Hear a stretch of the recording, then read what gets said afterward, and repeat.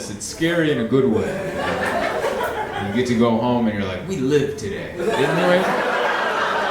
We didn't just go to a Panera and call it a night, you know? We lived a little. Like last night after the show, we went to a bar down the street called Gem. I don't know if some people just made noises over there. Have you been to Gem? Spelled not G-E-M, J-E-M.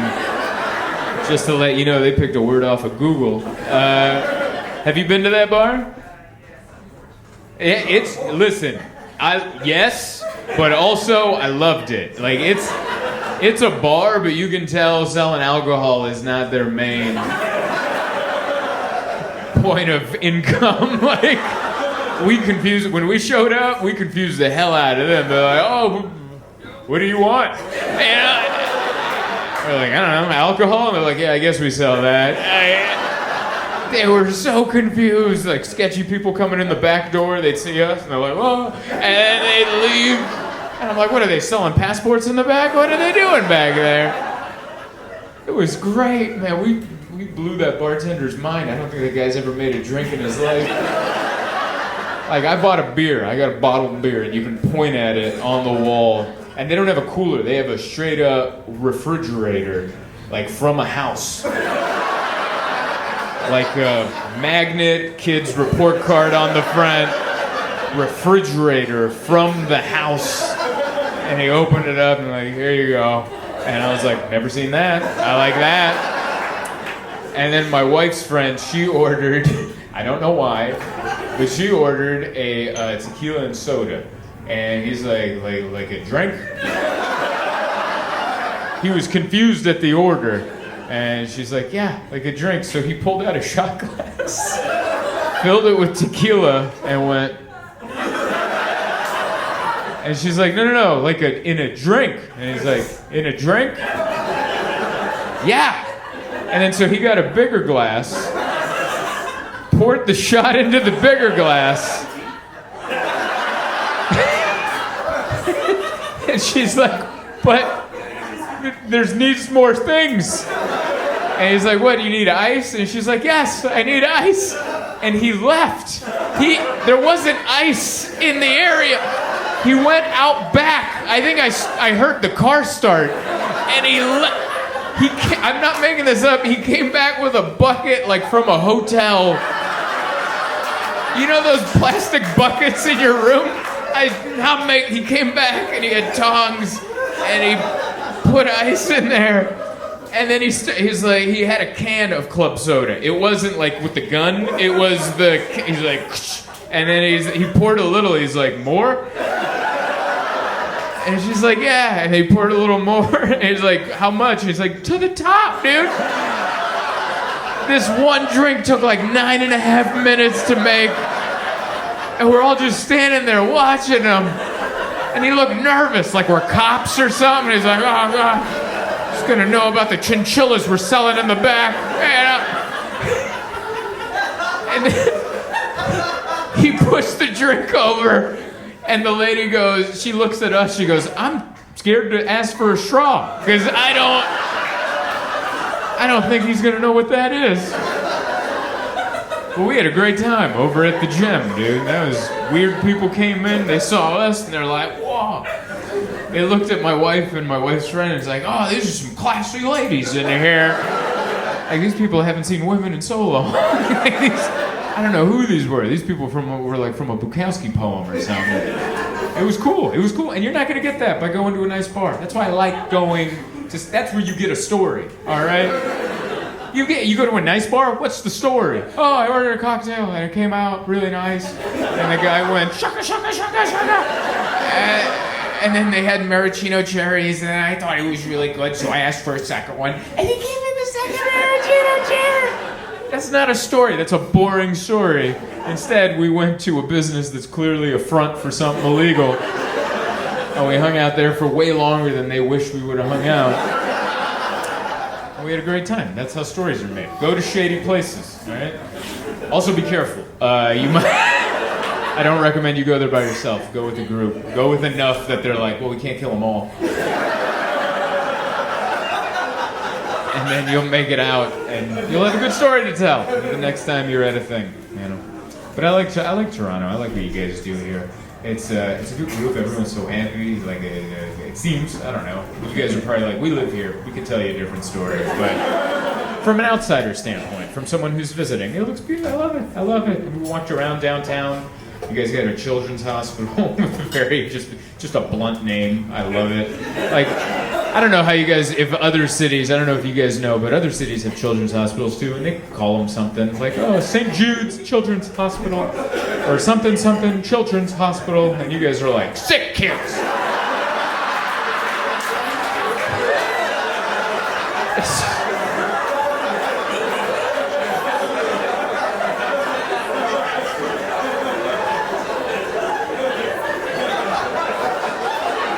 That must have been the quickest meeting in history.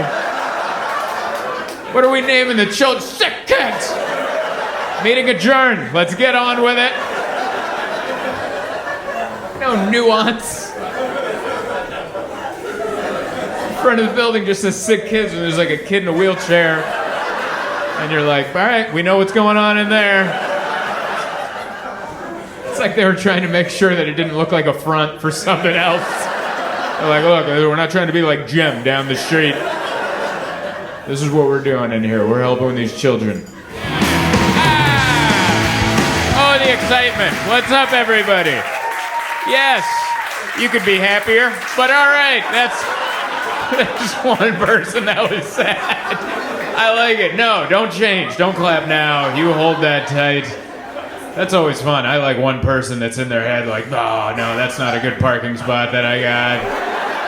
I'm definitely getting towed by the time I'm out of here. Ah. What's up, everybody? Thank you so much for coming out. Yeah, we're here. Beautiful. I love this. It's so nice. I'm so pumped. We packed out all these shows. And then before I came, we sold out 4 of them, so we added a Thursday. And I was like, oh my God, am I Matt right for something? And I came in. I was like, this is amazing. And then I saw how small the room was. I'm like, all right, well, it's still pretty cool. All right. Doesn't have to be the Rogers Center or whatever. And there's still seats missing. All right, people didn't make. I wasn't kidding about parking then. All right, there's people looping around going, it's already happening. But it was a good day. I've never been to this part of Toronto. I don't know what this section, Danforth, I guess is the name of the neighborhood. Never come out to this area. My in-laws, my wife's family, they live up in Richmond Hill, which is suburbs. And is that a wow? Is that... I mean, it's cool. I didn't expect you were like, wow. And I'm like, yeah, it is a wow. It's good up there. They got a lot of stuff. They got a lot of houses with addresses, with the entire address spelled out. That's a real big movement. I love that. Like, people think that's classy. Like, oh yeah, spell it out. Spell it out. I don't want 1-4. I want it to say 14, all squiggly. Let's make these Uber Eats drivers work for it. What do you say? Let's test their reading skills. What's that? You're from another country delivering me a sandwich? Can you read 14? You might never know if this is the right home. It is a big deal over there. But yeah. So I'm up there, and but I like the city part. The city part's so cool, and it just feels like a movie set. The entire thing. There's so many different people. It's like cast by Netflix or something. It's like one of everybody. It's just so diverse. Look around this audience. There's one of everybody living in harmony in Canada. This is like what they taught us in kindergarten. It doesn't matter what race or creed or gender or height or whatever. Like, height's probably one of them, right? You ever see someone come in too tall and you're like, not him. Not him. He makes me feel bad about me. Get out of here, you tall one. But I like it. It feels, it feels safe. Even when it looks sketchy, it ends up being safe. I don't know if that's true, but that's what it feels like out there. Like on the Uber ride, we went through a lot of neighborhoods, and it was like, oh, this is nice, and you're like, oh, it was like sleepy, itchy people at some of them. And then there was like an alley where I'm like, I don't know about that alley. And then like a nun would walk out of the alley, and I'm like, that's a pretty safe alley, I think. Just got blessed by a nun in there. There's a little bit of everybody, but it's nice. So yeah, I'm up there in Richmond Hill hanging out with my in-laws. I have a Persian wife, so I have a Persian in-laws, which is very nice. Yeah, it's very nice. I can't learn Farsi to save my life. I can't, and they're so disappointed. I've visited like 20 times at this point, and they're like, you still don't know? And I'm like, I don't know how to say that. It's haklibla. And I'm like, it's dul. They have this thing, it's called it's salt milk. I don't know how else to describe it. Imagine if they took milk and just poured a half gallon of salt in there, and then you drink it, and then they heckle you for making the face that you made for drinking that salt milk. And I'm like, what is this? It's milk. And I'm like, that's what it made me do, is what that sounded like. But I like learning. We were learning all the phrases and stuff. It's fun when you get to learn the direct translations of things, like because it's like a poetic language. Farsi is, and so we were looking at this thing like to say "shut up," like you wanted to tell someone "shut up." What you're actually saying, literally, is poison of a snake. That's what you're saying. So you're bringing a poison of a snake, and you're like, "Oh, was I talking too much? I apologize." And I'm like, that's so cool. So I haven't been able to learn how to say that in Farsi, but I've just been saying poison of a snake. And then people get what I'm trying to say. And also to say something sweet like I love you, the direct translation to I love you is I'll eat your liver. That's the direct translation. I think the first person in Iran to profess love might have been a serial killer. I'll eat your liver. Oh, you're so sweet. Why the liver? You know, there's so many other organs that are better. And you're like, the liver cleans the blood. I'll eat that. Nom nom nom nom nom. Ew. Wow, you know. Also, how do you like the tone in which you say that is so important? I'll eat your liver. I'll eat your liver, you know? Like no one else is gonna do it, I guess I'll do it. You look lonely, I'll eat that liver. Give me that liver, I'll nom nom nom nom nom. It's so bizarre. But I just pictured like a movie scene where like two people from different countries, like one person is from Iran, speaks Farsi, and the other person from somewhere else. But they don't speak each other's language, so they have to Google Translate to talk. And then they get really close, and then finally the person's like, I love you. And then the other person's like, you'll eat my liver? And they're like, That would be such a beautiful scene, I think. But yeah, very much enjoy Toronto. It's good we came in. I like it. They just let you in to this country. There should be more questions.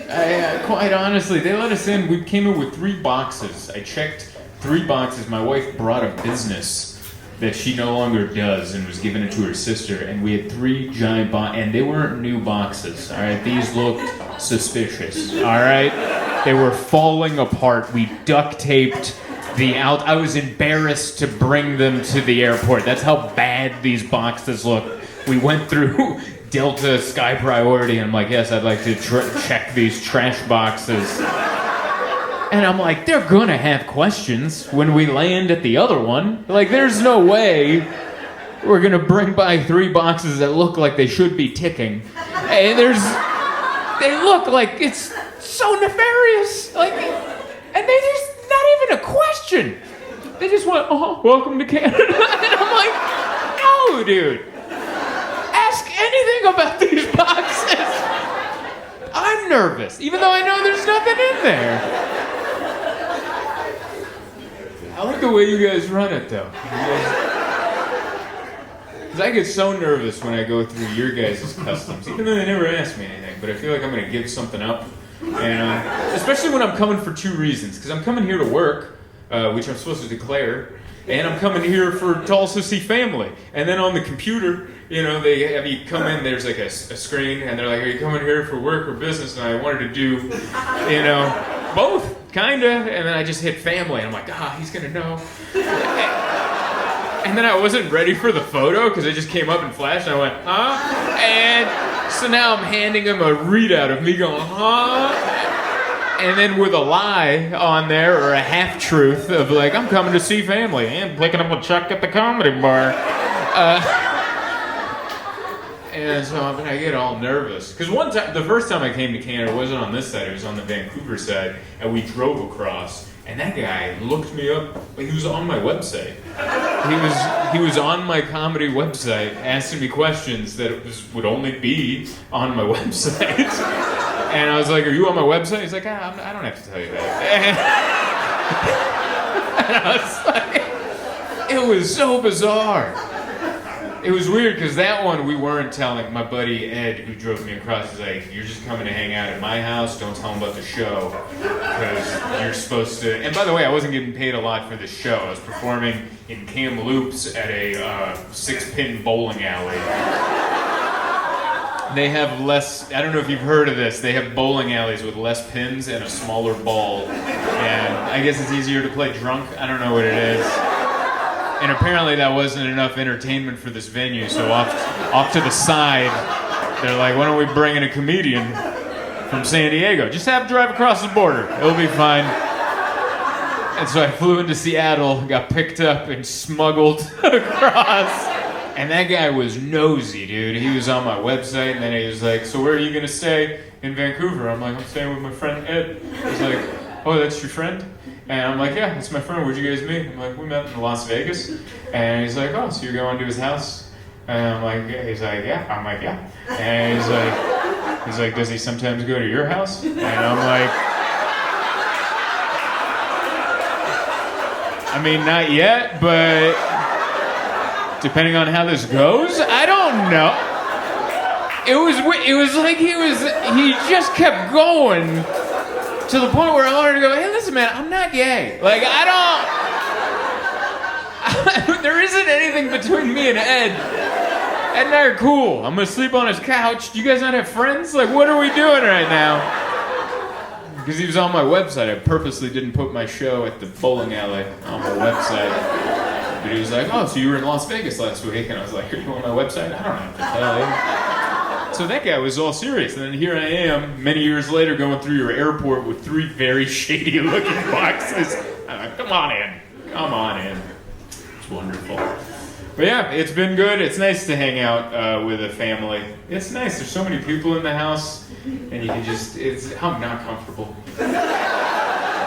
And they're all sweet. They're all nice. They couldn't be more hospitable. But I'm one of those people where I grew up alone. So anytime there's like one other person in the room, I'm like, all right.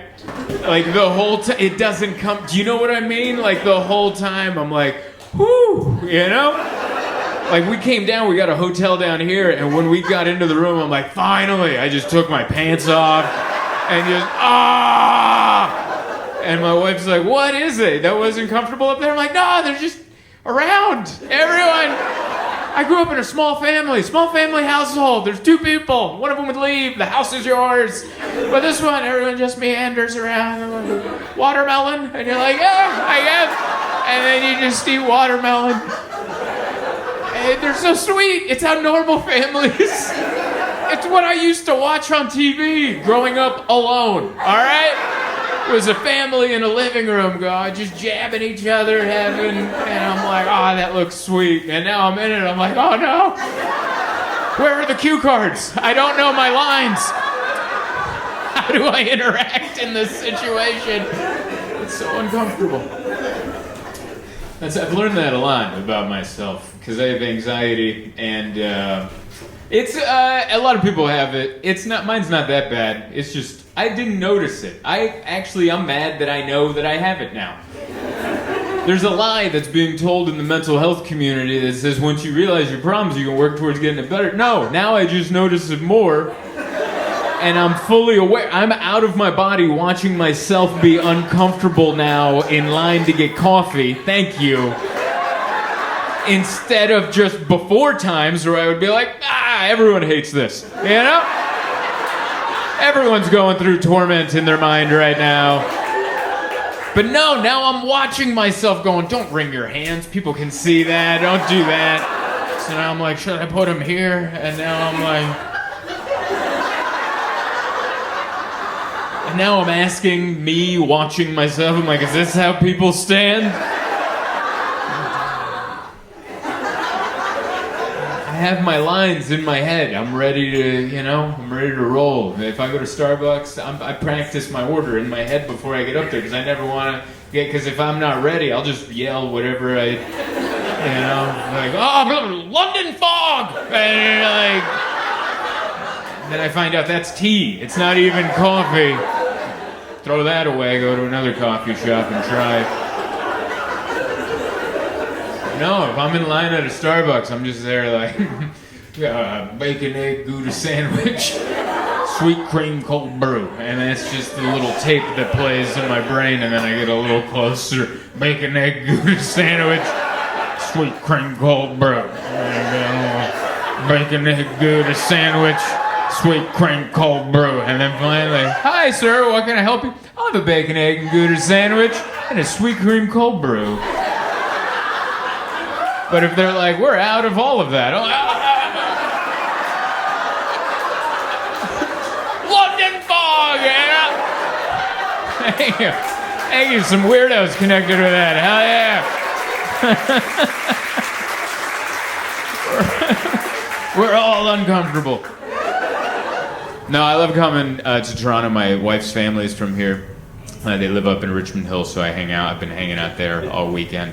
A big family. Everyone's just around all the time, and it is so stressful. Because I didn't grow up in a full house. I grew up in a small family. It's just my mom and I for so many years, and she'd leave, and the house is to myself. That's what I'm comfortable with. Just nobody around. But I would watch it on TV, like, the sitcoms with like 1,000 family members, and everyone's like da-da-da, da-da-da, and it looked amazing to watch from an alone household, but then I'm in it, and I'm like, where are my cue cards? Like, I don't know what my lines are. And so I'm just there like, da-da-da, and they're like, what? It's fun. Like, and Persian household, so hospitable. Everyone's just walking around, you're sitting there, no one asks for anything, and they're just like, watermelon? Here you go. And you're like, I didn't ask for watermelon, but here we are. There's just fruits and nuts. Everything's on a conveyor belt just coming around. It's always tea time at a Persian household. They got tea, they got nabat, which is homemade sugar. It looks like meth. It does. It looks like crystal. It's like what Walter White worked on. Yeah. And they're like, this will cure whatever you got. And I'm like, I don't think it's anything's wrong. They're like, but you're about to feel better. And then they put that sugar in there, and I'm like, nabat! Like, I'm all into it. I wish I knew more about that culture too, like, cause they try to teach me Farsi, and I'm not picking it up. It's hard, dude. I don't know, like, it's like, oh, you haven't learned Huttin? And I'm like, no, I haven't learned that word. And they're like, what's wrong with you? That's what we say. And so, like, today we've been learning extra. I learned all these phrases, but the direct translation of the phrases, which is what makes language so fun.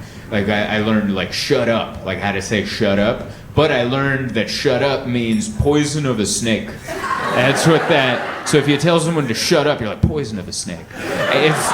It means so much more than shut up, right? You're like, this could be the last time you speak. It's such a hard, I love it. So I don't know how to say it in Farsi, but I've just been going, poison of a snake.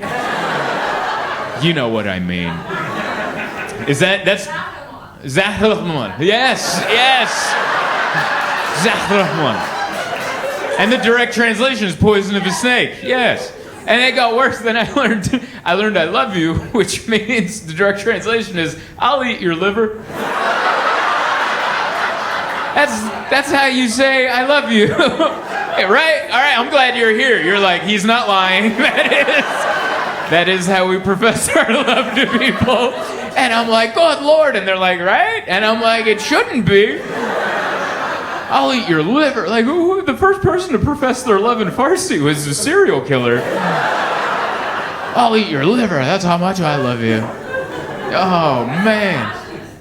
It's a passionate language. Everything's all or nothing. I don't know if there's a word in Farsi for, it's either, I'll love you till the death of the sun, or I'll hate you with the power of the sun. The sun's involved, I think, a lot. Yeah, I'll eat your liver, which is there's so many different ways to say that. I'll eat your liver. I'll eat your liver. Just like no one will. I'll love you. You know, no one's. Nom, nom, nom, nom, nom. Right on your little liver. I'll get right on that. I just imagine like a movie scene where like someone who's Persian is like dating someone from like another country, but neither of them speak each other's language, so they have to do like Google Translate, you know. And they just get the direct translate, and the guy's like, I love you, and they're like, I'll eat your liver, you know, like just having that moment, and then watching the breakup, you know. But it's a rom-com, so they'll come back around after they run into each other on a Ferris wheel or something. You know how rom-coms work. But it is nice. It's like, it's very Netflix casty, you know, where like there's one of everybody, you know. You ever watch an old movie and you're like, oh. I've been going through old movies because I don't like a lot of new movies. Not for the casting, by the way. That's not, I just hate the casting. It's just like, really? How did these two meet? No, that's not, it's not the casting. My issue with new movies is the dialogue. No one talks like that. Or at least I haven't met people that talk that way.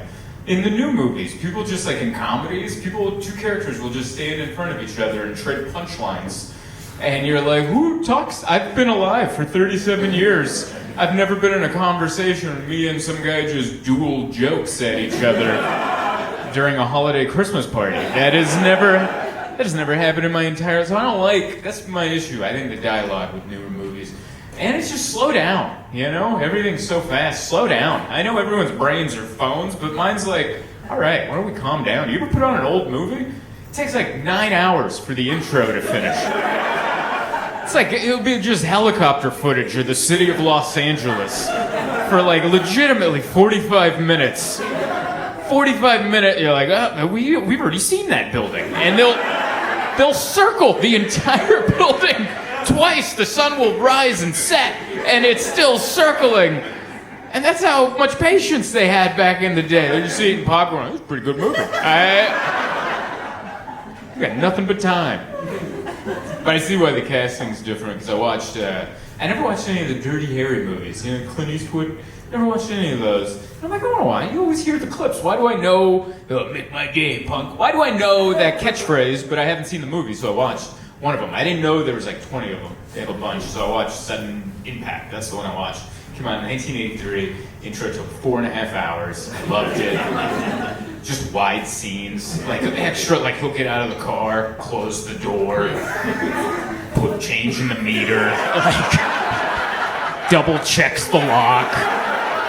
Like you see everything. Everything that gets edited out now, they're like, no, his shoelace is untied. Let's get that.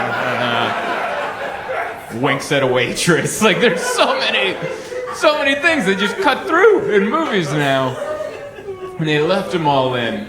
But yeah, Dirty Harry is not a good person. He would be a cop that there would be protests about. All the bad guys in the movie are not white. They're either black or Hispanic. And you're like, oh, I get it now. You know, I get why, like, the new casting. You're like, let's mix that up a little bit. That's looking a little, all the heroes are very white. And you're just like, yeah, we're just trying to get things done. And everyone else is like, we're trying to mess things up. You know, and you're like, ugh. See that? Hey there. Thank you so much for watching my video. Is this too close? We're keeping it. Thank you so much for watching my video. Please don't forget to like, share, subscribe, all that good stuff. Also, I'm going to be on tour all year, 2024. Might be the last one. So, you know, Go to zoltancomedy.com, look at the tour schedule. If you don't see your town, sign up for my mailing list. I promise I'm gonna try to come, and I'll see you out there on the road. Thank you.